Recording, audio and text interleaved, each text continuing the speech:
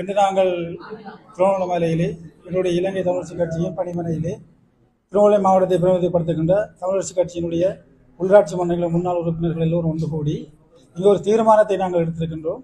எதிர்வரும் ஜனாதிபதி தேர்தலிலே நாங்கள் எங்களுடைய தமிழ் பொது வேட்பாளரான அரியநேந்திரன் அண்ணனுக்கு சங்கு சின்னத்துக்கு வாக்களிக்க வேண்டும் என்ற ஒரு ஏகபத்திய தீர்மானத்தை எடுத்திருக்கின்றோம். அதே நேரத்தில் எங்களுடைய வெறிகள் பிரதேசத்தினுடைய முன்னாள் தவிசாளர் என்ற அந்த அடிப்படையிலே எங்களுடைய வெறிகள் பிரதேசத்தினுடைய மக்களுடைய நிலைப்பாடும் அவ்வாறு தான் இருக்கின்றது. அந்த விருப்பத்தையும் நாங்கள் இன்று இந்த கூட்டத்தில் எடுத்துரைத்து நாங்கள் எதிர்காலத்திலே எங்களுடைய தமிழரசு கட்சியின் தலைமைத்துவம் எங்களுடைய இந்த முடிவுகளை ஏற்று எதிர்காலத்திலே எங்களுடைய மத்திய குழுவும் அந்த பொது சின்னத்துக்கு சங்கு சின்னத்துக்கு வாக்களிக்க வேண்டும் என்கிற தீர்மானத்தை எடுக்க வேண்டும் என இந்த இடத்திலே கேட்டுக்கொள்ள விரும்புகிறேன். திருவண்ணாமலை மாவட்டத்தில் இருக்கின்ற உள்ளூராட்சி மன்றத்தின் மக்கள் பிரதிநிதிகள் அனைவரும் ஒன்று கூடி எதிர்வரும் ஜனாதிபதி தேர்தலில் நாங்கள் என்ன வகையில் செயல்பட வேண்டும் என்ற ஒரு கருத்தாடல் இங்கே இடம்பெற்றது.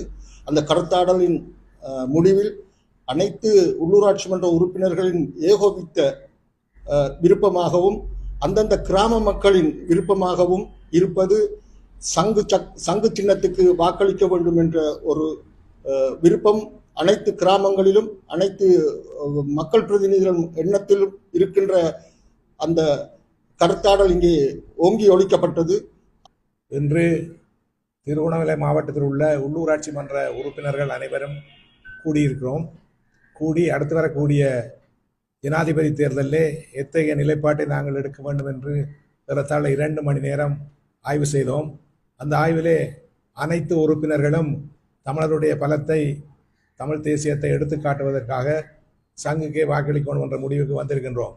இந்த முடிவை நாங்கள் மத்திய குழுவிலே எடுத்து கூறி இடித்து உரைத்து மத்திய குழுவை இந்த தீர்மானத்தை ஏற்றுக்கொள்ள செய்ய வேண்டும் என்று இங்கே குழுமி இருக்கின்ற உறுப்பினர்கள் கேட்டிருக்கின்றார்கள். அந்த கடமையை நாங்கள் செவ்வனவே செய்வோம்.